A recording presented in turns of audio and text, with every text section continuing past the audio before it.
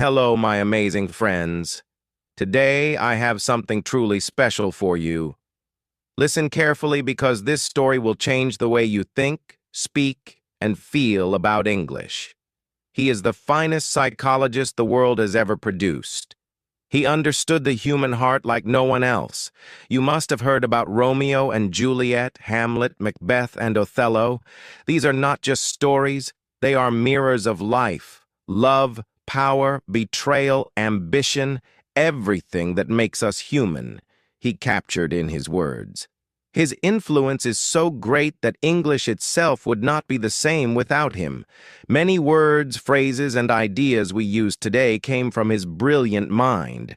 But how did he become William Shakespeare, the greatest writer in history?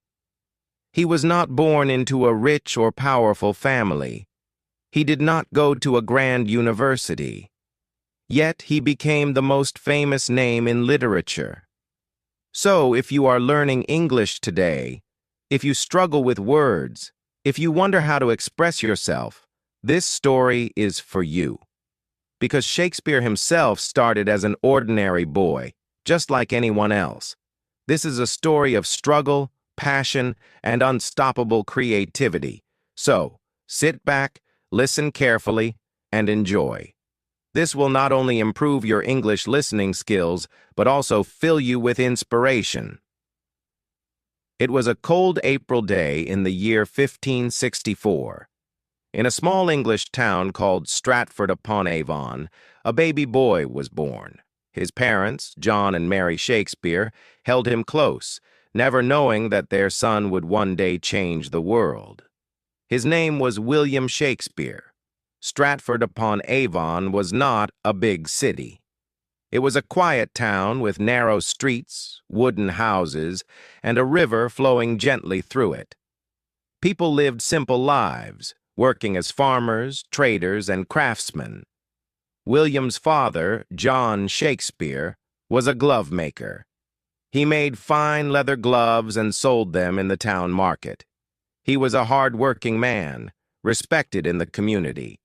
His mother, Mary Arden, came from a wealthy farming family. She was kind, strong, and full of love for her children. William was the third of 8 children.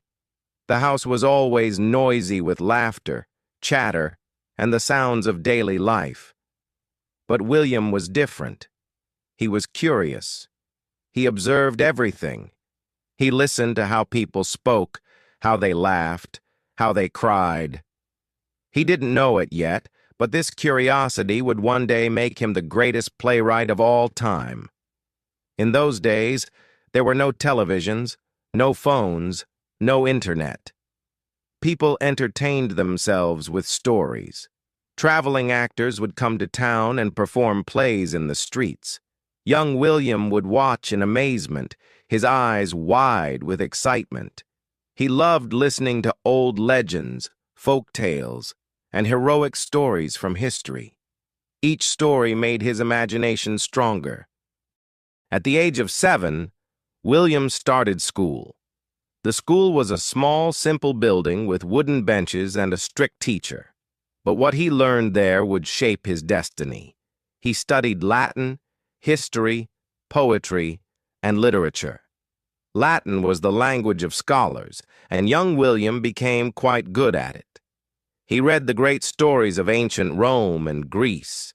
He discovered writers like Ovid, Plutarch, and Virgil. Their words stayed with him, inspiring his future plays. But William wasn't just a bookworm. He loved nature.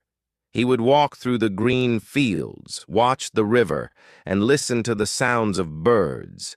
He played with his friends, ran through the streets, and enjoyed life like any other boy. Yet, there was something inside him, a deep hunger for words, stories, and meaning. Just when life seemed normal, trouble struck. William's father, once a respected businessman, started facing financial problems. He had borrowed money for his business, but things were not going well. This meant the family had less money. It was a difficult time. There were even days when they struggled to buy food. William saw the stress in his father's eyes, the worry in his mother's voice.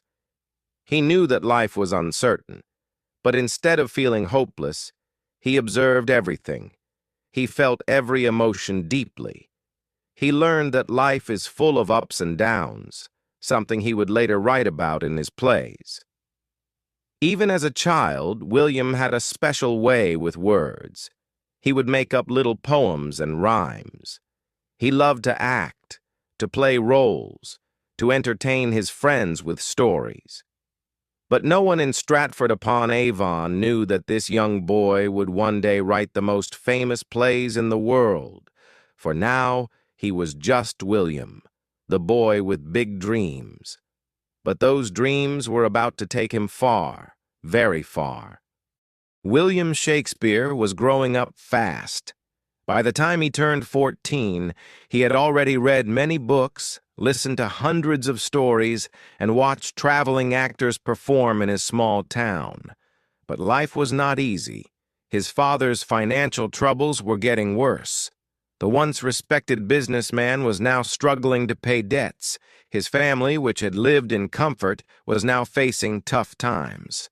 Young William saw it all. He saw how quickly life could change. He understood that nothing in life was permanent, not money, not status, not even happiness. But instead of feeling hopeless, he became more observant, thoughtful, and creative. And then, something happened that changed his life forever. By the time William turned 18, he was no longer a boy. He was a young man, and like many young men, he fell in love. Her name was Anne Hathaway. She was a beautiful, intelligent, and independent woman. But there was something unusual about their love story. Anne was 26 years old, 8 years older than William. In those times, it was uncommon for a younger man to marry an older woman. But love doesn't follow rules, and William was deeply in love with Anne. However, something unexpected happened. Anne Hathaway became pregnant before they were married. This was a big deal in those days. Society was very strict about such matters, and a child born outside of marriage would bring shame to both families. So William and Anne had to get married quickly. In November 1582, at just 18 years old, William Shakespeare married Anne Hathaway. He was still a young man trying to find his way in life, and now he was about to become a father. 6 months after the wedding, Anne gave birth to their first child, a baby girl named Susanna. 2 years later, in 1585, Anne gave birth to twins, a boy, Hamnet, and a girl, Judith. At just 21 years old, William Shakespeare was a husband and a father of 3 children. Life was moving fast. But there was one problem. How would he support his family? His father's business was still struggling, and William had no stable job. He knew he had to find a way to make money. But what could he do? He had no interest in working as a glove maker like his father. He had no land, no title, no fortune. But he had words. He had stories. He had a burning desire to create. The mysterious lost years, 1585 to 1592. This was the period of Shakespeare's life that historians call the lost years, because no one knows exactly what he did during these 7 years. There are no records of him working in Stratford, and no one knows for sure how he survived. But there are some theories. 1. Some say he became a school teacher. Since he was well educated, he might have worked as a private tutor for a rich family. 2. Some believe he worked as an actor. He might have joined a traveling theater company, learning the art of performance. 3. Others say he got into legal trouble and had to leave Stratford. One story suggests that he was caught hunting illegally on a rich man's land and had to run away. Whatever the truth may be, one thing is certain. By the time Shakespeare reappeared in history in 1592, he was no longer just a small-town boy. He was in London, ready to take on the world. London, in the late 1500s, was a city full of energy, ambition, and opportunity. It was the heart of England's theater scene, filled with actors, writers, and poets all competing to make a name for themselves. Shakespeare arrived in London with no money, no connections, and no experience. But he had something more powerful: talent, determination, and an unstoppable passion for storytelling. He began working as an actor in small theater groups. He studied everything: the way people spoke, how they moved, how they expressed emotions, and soon he started writing his own plays. At first, he wrote simple, entertaining plays to make people laugh. But as time passed, he realized he could do more. He could write plays that made people think, feel, and question life itself. By 1592, Shakespeare was becoming well known in London's theater world. But not everyone liked him. A famous playwright named Robert Greene insulted him in a letter, calling him an upstart crow, meaning a nobody who was trying to act like a great writer. But Shakespeare didn't let it stop him. Instead, he worked harder. He wrote more plays, performed in more theaters, and gained the respect of actors and audiences. Then, in 1593, something terrible happened. A deadly disease called the plague spread across London. Theaters were forced to close, and Shakespeare suddenly found himself without work. But he didn't give up. Instead of writing plays, he started writing poems. He wrote two famous long poems. 1. Venus and Adonis. 2. The Rape of Lucrece. These poems made him rich and famous. Even the Queen of England, Queen Elizabeth I, was impressed by his work. By 1594, theaters reopened, and Shakespeare returned to doing what he loved most: writing and performing plays. From 1594 onwards, Shakespeare became part of a famous acting company called the Lord Chamberlain's Men. He was not just writing plays, he was performing in them. His plays were full of love and heartbreak, Romeo and Juliet; power and ambition, Macbeth; betrayal and revenge, Hamlet; jealousy and madness, Othello. By the late 1590s, Shakespeare was one of the most famous playwrights in England. But Shakespeare didn't stop. He wanted more. More success, more influence, and more masterpieces that would stand the test of time. And that's exactly what he achieved. The Globe Theatre, a home for Shakespeare's dreams. In 1599, something extraordinary happened. Shakespeare and his acting company, the Lord Chamberlain's Men, decided to build their own theater. They named it the Globe Theatre. Imagine the scene: a massive circular theater with an open roof. Thousands of excited people rushing to get a seat. The stage set for some of the greatest plays ever written. This was Shakespeare's home, his dream, his kingdom. At the Globe, he performed his greatest works: Hamlet, a story about revenge, madness, and fate; Macbeth, a tale of power, ambition, and guilt; Othello, a tragic story of love and jealousy; Julius Caesar, a political drama full of betrayal. These plays were not just entertainment. They were powerful stories that made people think, feel, and question life itself. And soon, Shakespeare's success brought him wealth beyond imagination. By the early 1600s, Shakespeare was not just a famous writer, he was one of the richest playwrights in England. He owned shares in the Globe Theatre, which brought him a huge income every time a play was performed. He earned money from published plays and poems which were sold all over England. He received royal support, which meant the king and queen admired his work. He bought multiple properties, including a grand house in Stratford called New Place. At a time when most playwrights struggled to survive, Shakespeare was living a comfortable, wealthy life, but fame and fortune were not enough for him. He wanted something bigger. In 1603, a historic event changed everything. Queen Elizabeth I, who had supported Shakespeare, died. Her successor was King James I. At first, no one knew if the new king would appreciate theater, or if he would close the theaters forever. But Shakespeare didn't have to worry. King James loved his work. In fact, he loved Shakespeare's plays so much that he personally invited Shakespeare's acting company to perform for him. And then, something incredible happened. King James gave Shakespeare's company a royal title. They were now called the King's Men. This was the highest honor a playwright could receive. It meant they were official actors of the royal court. They were protected and supported by the king himself.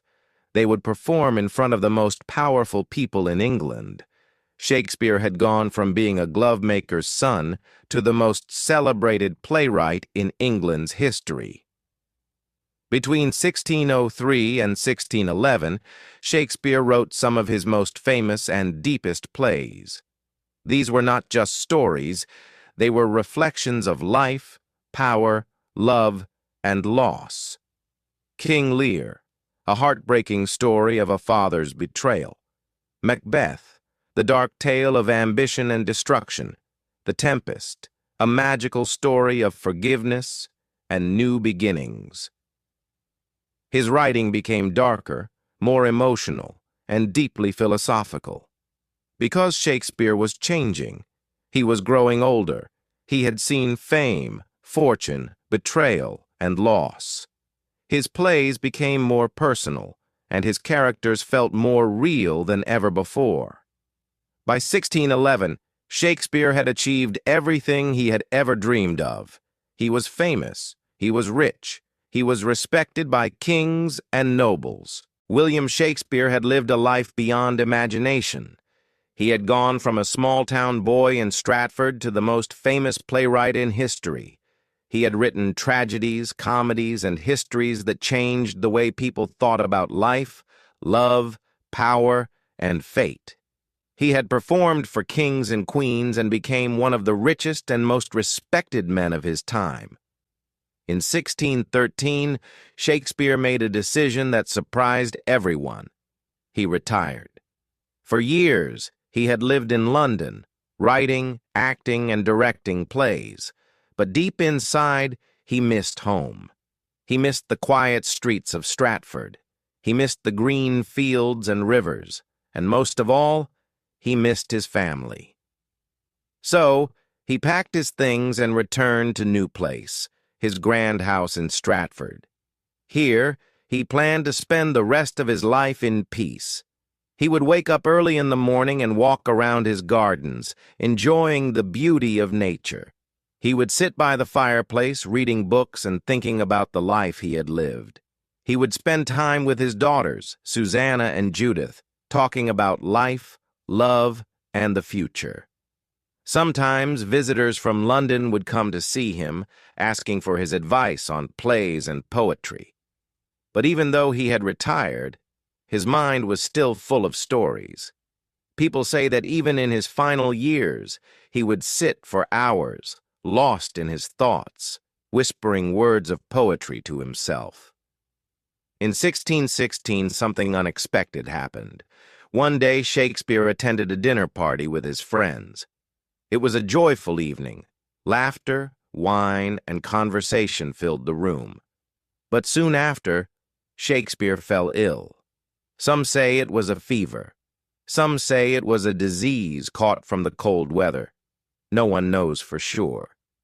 But within days, his health declined rapidly. His family and friends gathered around him, knowing that the greatest writer in history was leaving this world. On April 23, 1616, at the age of 52, William Shakespeare breathed his last breath.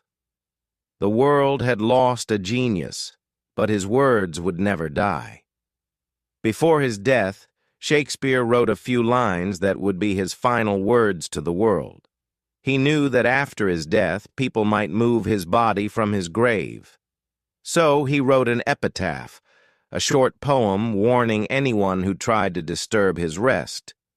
Good friend, for Jesus' sake forbear to dig the dust enclosed here. Blessed be the man that spares these stones, and cursed be he that moves my bones. Even in death, his words were powerful and eternal. When Shakespeare died, Stratford fell silent. People gathered at Holy Trinity Church, the place where he was baptized as a baby, to say their final goodbyes. The church was filled with people, actors, writers, family, friends, and simple townsfolk who had known him since childhood. Tears were shed, prayers were whispered, and his body was laid to rest in the very town where he was born. No grand monuments, no golden tombs, just a simple grave, marked with his own words. But little did the world know, this was just the beginning of his legacy. Shakespeare's body may have been buried, but his words refused to die. His plays continued to be performed. His books continued to be read. His name continued to be spoken. Years passed, then decades, then centuries. And yet, Shakespeare remained alive in the hearts of people across the world. His works were translated into every language on earth. His stories inspired millions of writers, filmmakers, and poets. His words became a part of everyday speech with phrases like, "to be or not to be," "all the world's a stage," "a rose by any other name would smell as sweet." His life was a proof that words have power, power to inspire, power to heal, power to change the world.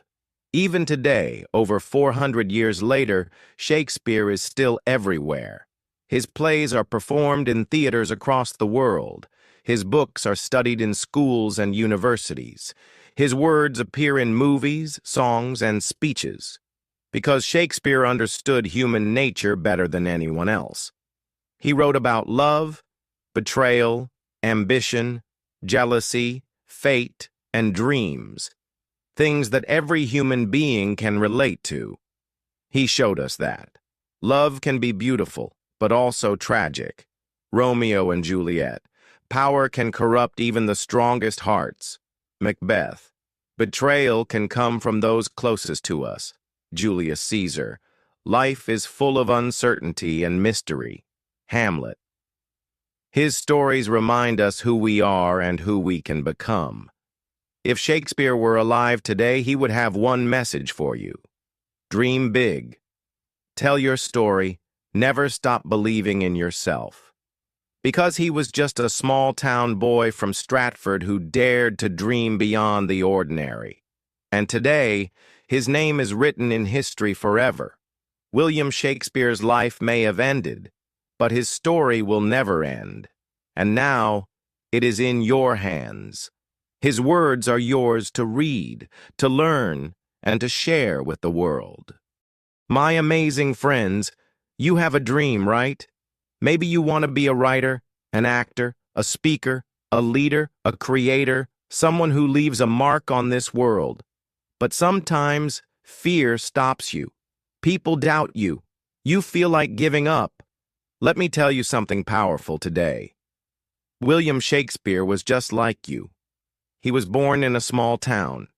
He had no rich family. He had no connections. No one believed he would be famous. But he had one thing, a dream. And that dream changed the world. Now it's your turn. You have a fire inside you. You have a story to tell. You have a voice that matters. Don't let fear stop you. Don't let people tell you you can't do it. Because the truth is, You can. You are stronger than you think. You are greater than you believe. You are one step away from changing your life forever.